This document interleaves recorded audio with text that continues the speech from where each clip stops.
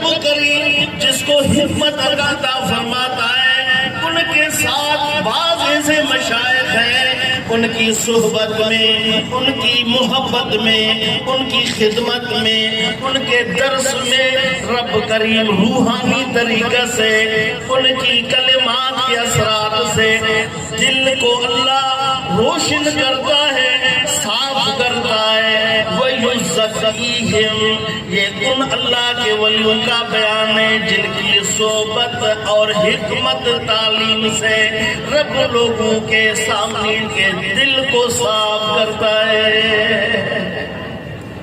ایسے ولی کی دشمنی بدبختی کی نشانی ہے۔ شیخ مجد الثانی فرماتے ہیں بغض ای طائفہ سم قاتل است، بغض ای طائفہ سم قاتل است و طعن ایشا موجب حرمان ابدی است۔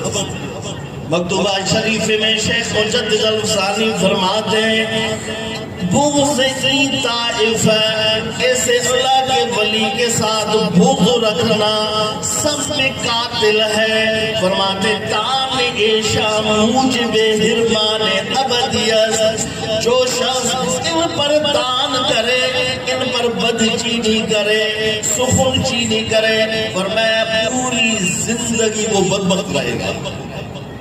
پھر فرماتے شیخ الاسلام حربی عبداللہ نصری انصاری گفتز کلائی ہر گرا باما براندازی اور باما دراندازی۔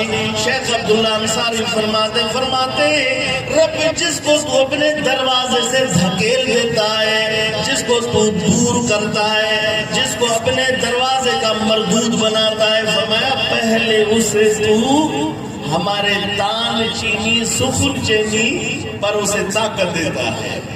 ہر گرائی براندازی اور اباما دراندازی، دراندازی کہتے ہیں ان پر تان کرنا، ان پر نکتہ چینی کرنا، ان پر داغداروں کرنا۔